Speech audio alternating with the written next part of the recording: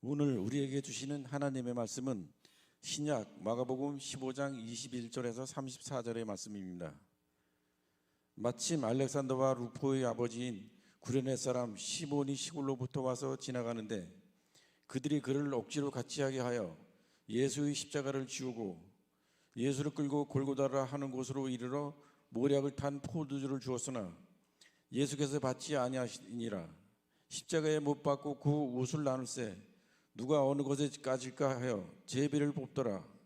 내가 제3시가 되어 십자가에 못 박으니라. 그 위에 있는 죄패의 유대인이 왕이라 썼고 강도 둘을 예수와 함께 십자가에 못 박았으니 하나는 그의 우편에 하나는 좌편에 있더라. 지나가는 자들은 자기 머리를 흔들며 예수를 모욕하며 이르되 아하 성전을 헐고 사흘에 짓는다는 자여 네가 너를 구원하여 십자가에서 내려오라 하고 그와 같이 제사장들도 서기관들과 함께 희롱하며 서로 말하되 그가 남은 구원하였으되 자기는 구원할 수 없도다. 이스라엘의 왕 그리스도가 지금 십자가에서 내려와 우리가 보고 믿게 할지어다 하며 함께 십자가에 못 박힌 자들도 예수를 욕하더라. 제6시가 되매 온 땅에 어둠이 임하여 제9시까지 계속되니 제9시에 예수께서 크게 소리 지르시되 엘리 엘리 라마 사막다니 하시니 이를 번역하면 나의 하나님 어찌하여 나를 버리셨나이까 하는 뜻이라. 이는 살아계신 하나님의 말씀입니다. 귀한 찬양 감사드립니다. 할렐루야. 오늘도 우리가 희생과 헌신의 삶을 통하여 나보다 남을 낮게 여기며 십자가를 통하여 사랑의 완성을 이루어 나가는 믿음의 귀한 자녀들이 되시기를 주님의 이름으로 간절히 축원을 드립니다. 오늘도 주님의 거룩한 날을 맞이하여 주님의 전에 달려나와 영과 진리를 다해서 드려지는 우리의 아름다운 예배가 하나님께서 기뻐 받으시는 예배가 될 줄로 믿습니다. 또한 이 시간 나를 향해서 주시는 하나님의 말씀이 오직 나를 향해서 주시는 레마의 말씀이 되어짐을 통하여 한 주간도 이 말씀을 붙들고 살아가는 가운데 예수 그리스도의 고난과 또한 마지막 부활의 영광까지도 참여할 수 있는 우리 모두가 되시기를 또한 주님의 이름으로 간절히 부탁을 드립니다. 우리 이 시간 함께 오신 분들과 인사 나눕니다. 주님의 이름으로 사랑하고 축복합니다. 주님의 고난에 함께 참여합시다.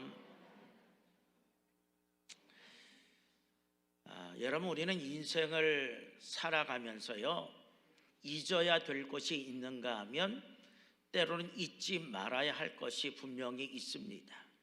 근데 사람에게는요 이 기억의 한계라고 하는 것이 있어요.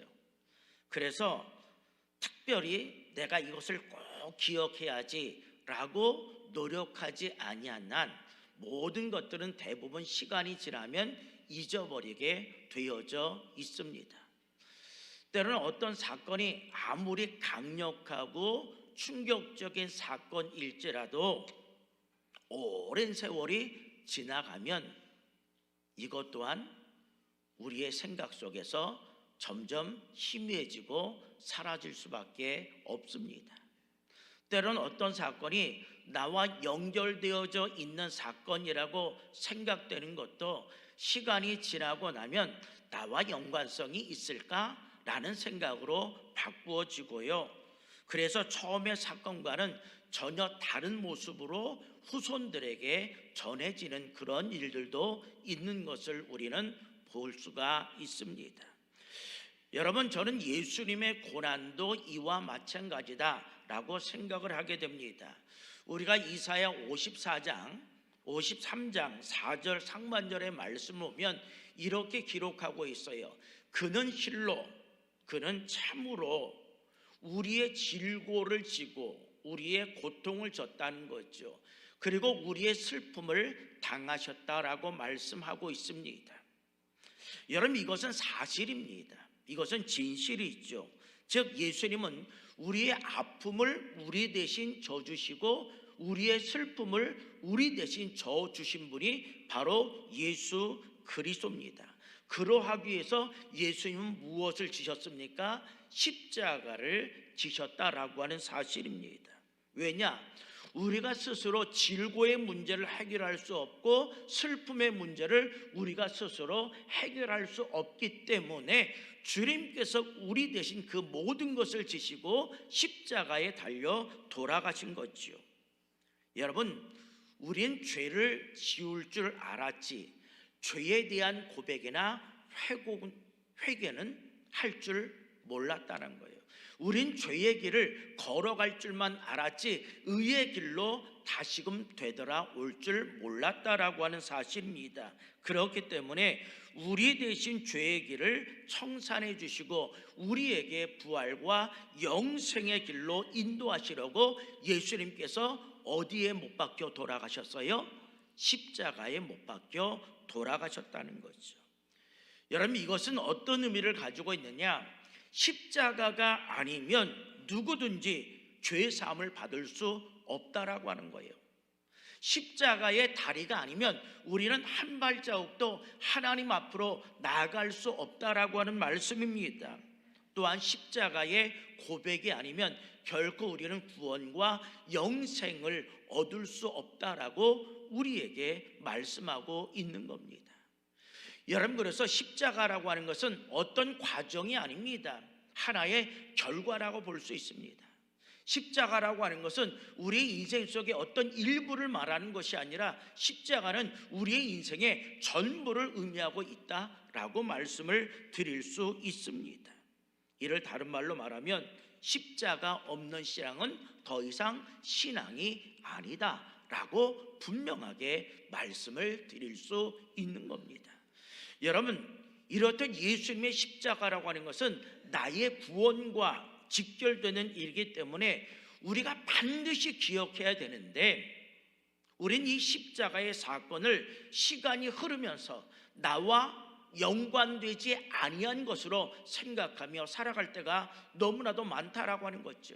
아니면 단순히 2000년 전에 이스라엘 땅에서 일어났던 하나의 역사적인 사건으로만 생각하며 지날 때가 있다라고 하는 사실입니다. 그러면 십자가는요, 나에게는 아무런 의미가 없고 나와는 전혀 관계가 없는 것으로 여겨질 수밖에 없다라는 거죠. 여러분, 그래서 우리의 신앙이라는 것은요, 십자가와 연결시킬 수 있어야 돼요. 무엇으로? 구원과 더불어 함께 연결시킬 줄 알아야 되고, 십자가의 은혜와 능력을 나의 삶 속에 날마다 체험하며 살아가야 할 줄로 믿습니다. 그래서 베드로는요, 이렇게 고백을 하고 있어요. 베드로전서 2장 24절에 보면 이렇게 기록하고 있어요. 친히 나무에 달린다는 건 어디에 달렸다는 거예요? 십자가에 달렸다는 거죠. 그 몸으로 우리 죄를 담당하셨으니 이는 우리로 죄에 대하여 죽고, 우리 죄신 모든 것을 감당하셨는데 죄에 대하여 죽고 의에 대하여 살게 하려 하심이니라. 자, 이 말은 뭐예요? 우리의 삶의 방향을 완전히 바꾼 거예요. 우린 옛날엔 죄에 대해서 살고 의에 대해서 죽는 삶을 살아갔는데 예수 그리스도의 십자가의 사건을 통해서 우리의 인생의 삶에 터닝 포인트를 가져오게 되었다라는 거죠. 그러면서 그가 채찍에 맞음으로 너희는 무엇을 입었도다? 나음을 얻게 되었다. 회복되고 자유함을 얻게 되었다라고 하는 거예요. 그런데 문제는 뭐냐? 이러한 십자가의 은혜를 우리는 잊고 살아가고 있다는 거예요.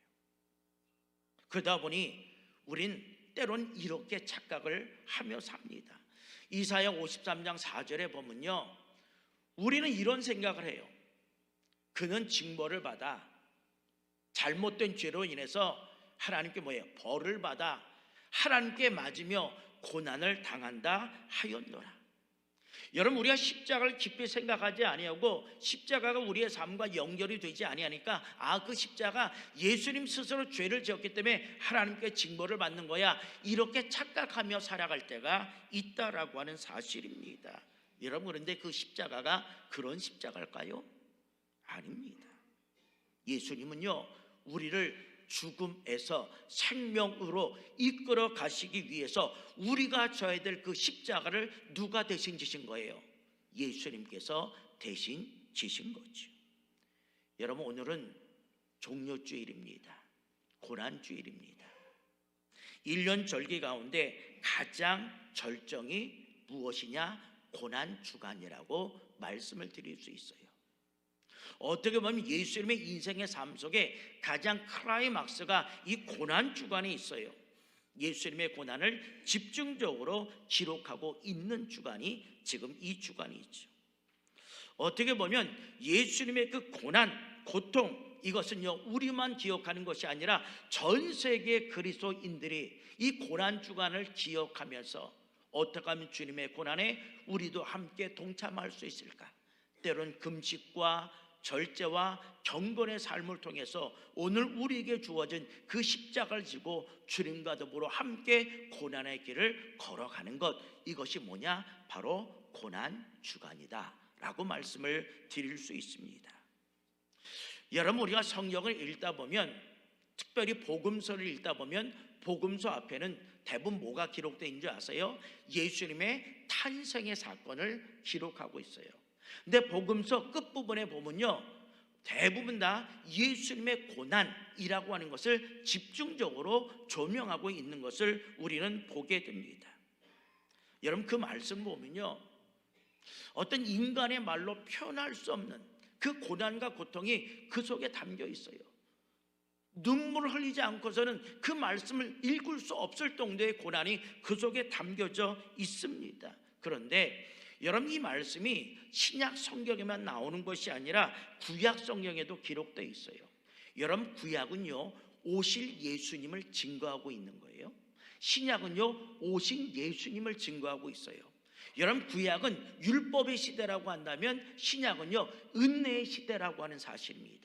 그래서 여러분, 대부분의 신약 성경은 구약에 있는 말씀을 인용해서 기록하고 있는 성경이 참 많은 것을 보게 됩니다. 그래서 구약과 신약은 뗄래야 뗄 수 없는 관계를 가지고 있습니다. 여러분, 특별히 이사야서의 말씀을 보면 예수님의 고난을 이렇게 기록하고 있죠. 이사야 53장 5절의 말씀 보면 그가 찔림은 우리의 허물 때문이요. 허물은 뭐예요? 우리의 죄 때문이라고 하는 거예요. 우리의 죄가 없었다고 한다면 예수님께서 십자가를 지실 이유가 전혀 없었다라고 하는 거죠. 그가 상함은 우리의 죄악 때문이라. 그가 고통과 수치와 고난을 당한 것은 우리의 죄악 때문이라는 거죠. 그가 징계를 받음으로, 벌을 받음으로 우리가 평화를 누리고, 평화라는 건 뭐예요? 하나님과 우리의 관계가 다시금 회복되어졌다라고 하는 것을 의미하고 있다라고 하는 말씀이 있지요. 그리고 그가 채찍에 맞음으로 우리가 무엇을 받았어요? 나음을 받았다는 거예요. 얼마나 자세한 내용이에요. 여러분들, 이 말씀이 쓰여진 것은요 예수님이 탄생하시기 700년 전에 이미 기록되어 있었어요. 이 말씀이 후대에 와서 그대로 성취되었다라고 하는 사실이죠. 여러분, 우리가 오늘 읽은 본문의 말씀은 예수님의 못 박히심과 숨을 거두는 장면을 기록하고 있습니다. 오늘 우리는 예수 그리스도의 십자가상 위에서 최후의 모습을 함께 생각해 보면서 바로 그것이 우리가 당해야 될 모습임에도 불구하고 우리 대신 예수님께서 당하셨다라는 것을 기억하면서 회개하는 가운데 예수 그리스도의 십자가의 고난에 오늘 우리에게 주어진 그 십자가를 가지고 함께 동참하고자 결단할 수 있는 은혜의 시간이 되시고 또한 한 주간 고난 주간이 되시기를 간절히 바랍니다. 자, 그렇다고 한다면 오늘 말씀을 통해서 우리가 첫 번째로 생각해 볼 수 있는 것, 바로 십자가 위에서 예수님의 최후의 모습은 어떠했을까? 세상 사람들에게 철저하게 조롱당하시는 자의 모습이었는 줄로 믿습니다. 자, 오늘 본문 29절 보세요. 지나가는 자들은 일반적인 사람들, 뭐 제사장도 있겠고 바리새인도 있겠고 모든 사람들을 의미하죠. 그들은 자기 머리를 흔들며 예수를 모욕하고 이르되, 흔들다는 게 뭐예요? 불쌍해. 왜 쓸데없는 얘기해서 저렇게 주고, 불쌍하다는 것보다는 뭐예요? 에휴, 넌 그래도 싸다, 이런 거예요. 고개를 흔든다는 거죠. 예수를 모욕하여 이르되 성전을 헐고 사흘에 짓는다는 자여. 여러분, 이 말씀이 예언에 대한 말씀의 성취이기는 하지만은 그 장면을 우리가 기억할 때 예수님께서 얼마나 정신적인 고통을 받으셨을까요? 그 모진 고난과 고통을 받으시는 그 슬픔, 여러분 우리가 얼마나 헤아릴 수 있을까요? 여러분, 이러한 조롱은요, 시편의 말씀에 기록된 예언의 성취라고 볼 수 있어요. 시편 22편 6절로 8절 보면 나는 뭐라고 기록하고 있어요? 벌레예요. 쓸모없는 무가치한 존재라는 거예요. 인간이 아니라는 얘기죠. 나는 사람이 아니라는 거예요. 스스로 그렇게 표현하고 있는 거예요. 사람의 비방거리요, 백성의 조롱거리이다. 넘겨보세요. 나를 보는 자는 다 나를 비웃으며. 지금 예수님께서 받고 있는 것이 그거예요. 많은 사람들이 시련의 눈을 통해서 나를 조롱하는 거예요. 그것을 지금 예수님은 다 받고 계신다는 거죠. 다 나를 비웃으며 입술을 삐죽거리고 머리를 흔들며 말하되 그가 여호와께 의탁하니 구원하실 걸. 야, 너 믿음 있다며. 너의 아버지 되신 하나님께 나 좀 십자가에서 내려오게 해달라고 한번 해봐. 아무 소용없을 걸. 조롱하는 거예요. 그를 기뻐하시니 건지실 걸 하나이다. 여러분, 이때 그 조롱의 말을 듣는 예수님의 심정은 어떨까요? 여러분 보세요. 예수님은요, 모든 문제의 해결자가 되시는 분입니다. 여러분, 자기 자신을 십자가 위에서 내려오게 못하실까요? 여러분, 29절 다시 본문의 말씀으로 돌아오면요, 성전을 헐고 사흘에 짓는다는 자여, 이렇게 표현하고 있어요. 너는 그런 능력과 신적 권능을 가지고 있는데 너 목숨 하나 건지지 못하냐? 이게 위로의 말이에요? 비난의 말이고 조롱의 말이에요? 조롱의 말이라는 거죠. 너 별것 아니구나. 네가 아무리 떠들어봤자 너는 별거 아니야. 무슨 네가 신적 권능, 무슨 성전을 헐고 사흘 만에, 야 웃긴다 야. 지금 이렇게 많은 사람들이 조롱을 하고 있는 거예요. 여러분, 예수님은 분명히 십자가에서 고통을 당하셨다는 거예요. 여러분, 십자가의 고통이라는 것은요, 가장 처절한 고통을 주기 위함이에요. 가장 극악무도한 사람들에게 내려지는 형벌이 십자가의 형벌이에요. 여러분, 십자가의 죽음은 어떤 죽음인지 알아요? 피를 다 쏟아야지만 죽는 형벌이 십자가의 형벌이에요. 생각해 보세요. 내 몸에서 피가 다 빠져야 돼요. 이 말은 뭐예요? 급격하게 죽는 거예요. 고난 없이 총으로 빵. 이제 죽으면 얼마나 좋아요. 피를 다 쏟아 붓기까지 생명이 붙어 있어요. 서서히 고통 속에 죽는 것이 십자가의 죽음이에요. 그런 죽음 속에서 고통, 거기에 플러스 조롱, 이걸 받고 계신다는 거예요. 여러분, 창조주가 누구에게 심판을 받아요? 피조물에게. 여러분, 법조계 아시죠? 법조계에 보면 후배가 선배보다 더 높은 자리에 오르면 대부분 어떻게 합니까? 다 사표를 해요. 그 뜻은, 그래, 선배가 있으면 일하는데 얼마나 힘들겠니? 배려의 마음도 있지만은 나보다 후배가 먼저 높은 자리에 올라갔으니 뭐가 상할까? 자존심이 상하기 때문에 내려놓는 거예요. 뜻은 거기에 있다라고 하는 거죠. 창피한 일이라는 거예요. 여러분들, 지금 예수님은 창조주예요. 근데 피조물로 인하여서 심판을 받고 있고 신문을 받고 있다라는 거예요. 여러분, 예수님께서 십자가를 지시고 골고다를 향해서 나가실 때 길가에는 많은 사람들이 뭐 했다 그랬어요?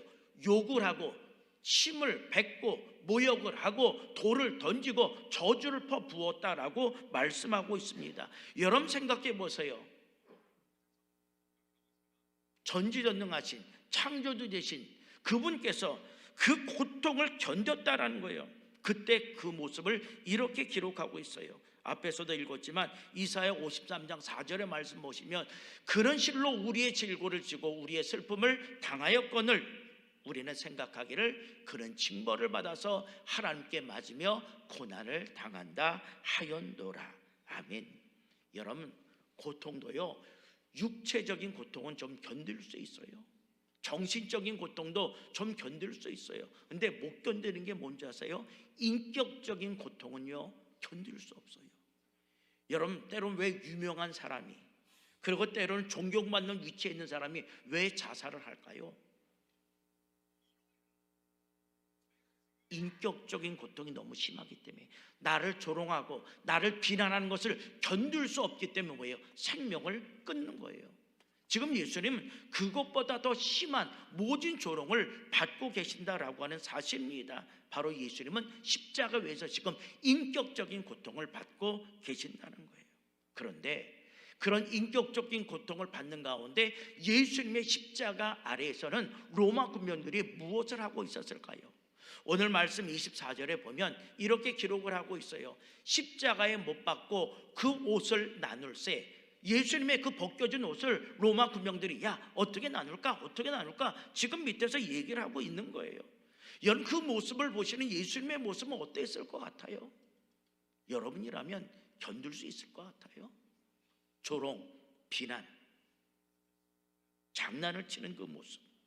여러분 이것이 우리로 인하여서 십자가에 못 박혀 돌아가신 예수님의 최후의 모습인 줄로 믿습니다. 마지막 두 번째로 십자가상 위에서 예수님의 최후의 모습은 어떠했느냐? 하나님께 철저히 버림받은 자의 모습이었는 줄로 믿습니다. 자, 오늘 34절 말씀 보세요. 제9시에.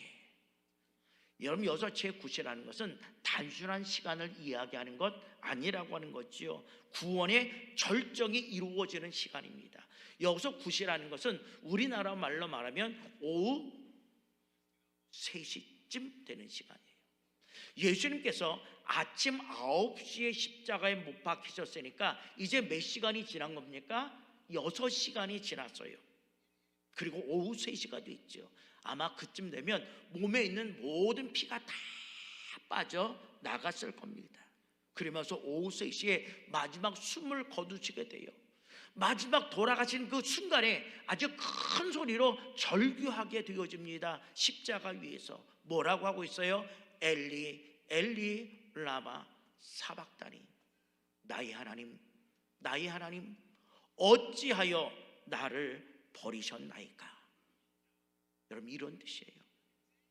마지막 죽어가면서 절규하는 거예요. 하나님 어찌 나를 버리셨어요? 내 음성에 왜 하나님 아무런 대답이 없으십니까? 지금 그렇게 얘기하는 거죠.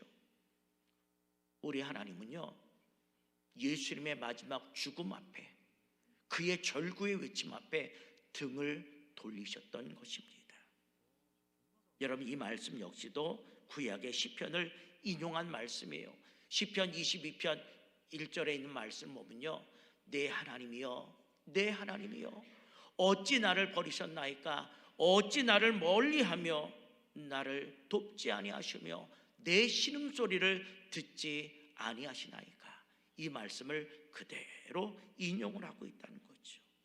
여러분 이 말씀은 세상으로부터 그리고 마지막에는 하나님께로부터 철두철미하게 버림받은 자의 모습을 나타내고 있다는 거예요. 먼저는 하늘로부터의 버림이라고 하는 거예요. 예수님의 삶의 자리가 어딜까요? 하나님의 나라예요. 근데 하늘로부터 지금 버림을 받았다는 거예요. 불러도 하나님 아무런 응답이 없다라고 하는 사실입니다. 그리고 끝내 고통과 고통, 어려움, 외침의 속에서도 하나님은 예수님을 외면하시죠.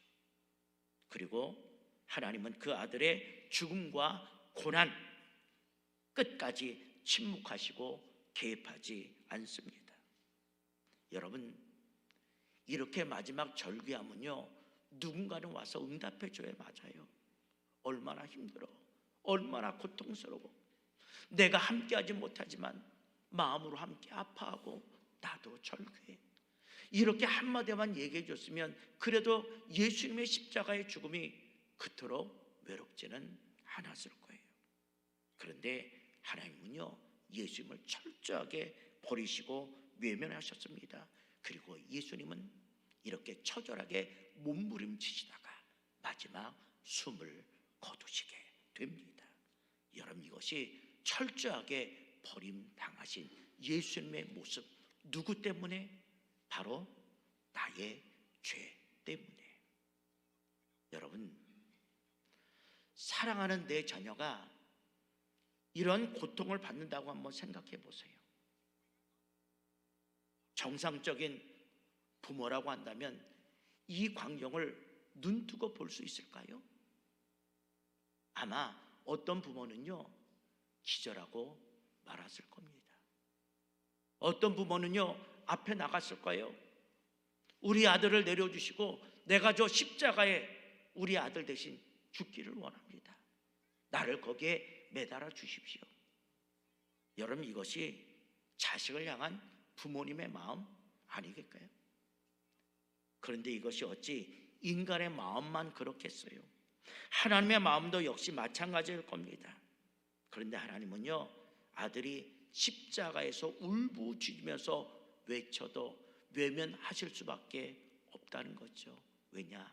예수 그리스도를 이 세상에 보내신 이유는 우리의 죄를 대속하기 위하여, 너는 십자가 위에서 죽을 수밖에 없다라고 하는 것 때문에 세상에 보내주셨기 때문입니다. 그래서 그 아들이 십자가에서 매달려서 엘리 엘리 라마 사박다니 간절하게 부르짖을 때에도 하나님은 모른 채 예수님을 철저하게 버리시고 외면하셨던 것을 보게 됩니다. 그러면 왜 예수님은 십자가 위에서 하나님으로부터 철저하게 버림을 받으셨을까요?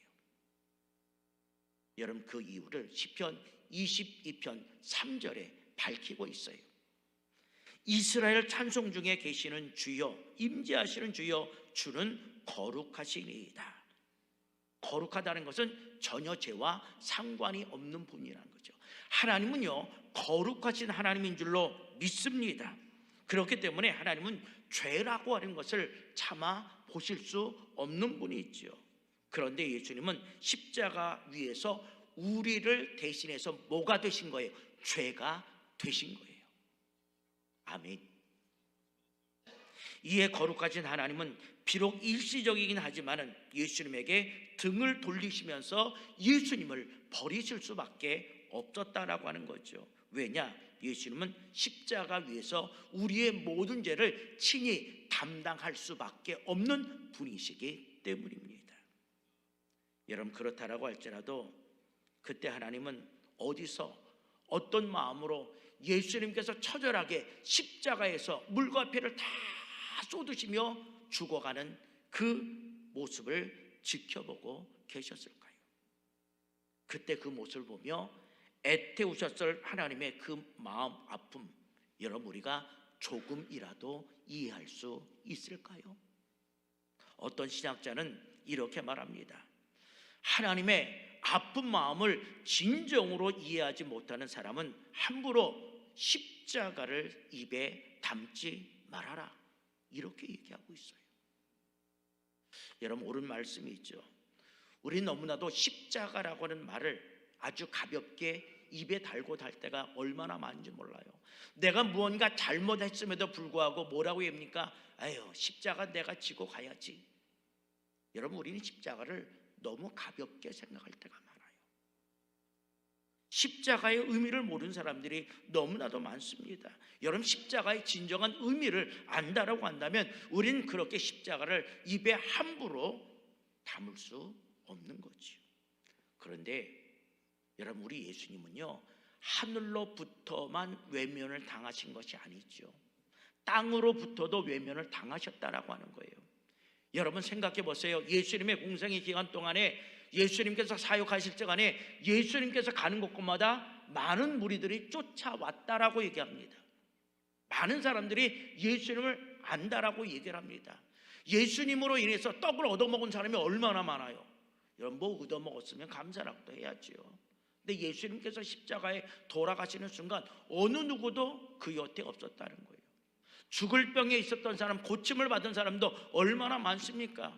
놀라운 기적을 통해서 그분에게 은혜를 받았던 사람이 얼마나 많아요. 근데 그 주위에는요, 단 한 사람도 없었어요. 죽은 나사로도 그 옆에 없었다라고 하는 사실입니다. 여러분, 철저하게 외면당하신 거죠. 이게 뭐냐? 예수님께서 버림받으신 고난을 당하셨다는 얘기예요. 그리고 예수님의 모습을 더 엄밀하게 말하면 고난당하신 것이 아니라 철저하게 하나님으로부터 버림을 당했다라는 것이 더 정확한 표현일 겁니다. 여러분, 우리가 아이들이요, 집에서 때로는 굶기도 하고 때로는 매 맞기도 합니다. 이런 아이들을 우린 불쌍하다고 얘기합니다. 근데 이 아이보다 더 불쌍한 사람이 누군지 아세요? 집에서 버림받은 아이가 훨씬 더 불쌍하다는 거예요. 지금 예수님의 모습이 그거예요. 버림받은 거예요. 아버지로부터 버렸고 모든 세상 사람들로부터도 다 버림을 받았다라고 하는 사실입니다. 그래서 고난 당하셨다라는 것보다는 예수님은 철저하게 버림을 당하셨다라고 하는 말씀이 더 정확할 수 있다는 거죠. 그 이유는 뭐예요? 우리의 죄 때문에. 마지막 십자가 위에 예수님의 모습은 철저하게 버림받은 자의 모습인 줄로 믿습니다. 사랑하는 성도 여러분, 그런데 오늘 우리들의 삶의 모습은 어떠하십니까? 혹 철저하게 버림받은 그 예수님을 우리는 또 다시 한번 더 버리고 있지는 않습니까? 결코 그럴 수 없습니다. 우리는 지금부터라도 그분의 곁을 떠나지 말기를 바랍니다. 그분 옆에 서서 그분을 지키시기 바랍니다. 고통받을 때 함께 고통받고, 아파할 때 함께 아파하고, 슬퍼할 때 함께 슬퍼할 수 있기를 바랍니다. 그래서 결코 홀로 조롱을 당하시거나 외로움을 드리지 않고 생명을 다하는 그날까지 예수님과 더불어 함께 동행하는 자가 되어져서 고난과 죽음이 있을지라도 함께 참여하여 부활의 기쁨에까지 함께 참여하고자 최선의 노력을 다하시며 그 일을 위하여 이 한 주간 고난 주간 우리 주님의 고난에 저도 함께하기를 원합니다 라고 하는 그 마음을 가지고 한 주간을 살아낼 수 있는 우리 모두가 되시기를 주님의 이름으로 간절히 축원을 드립니다.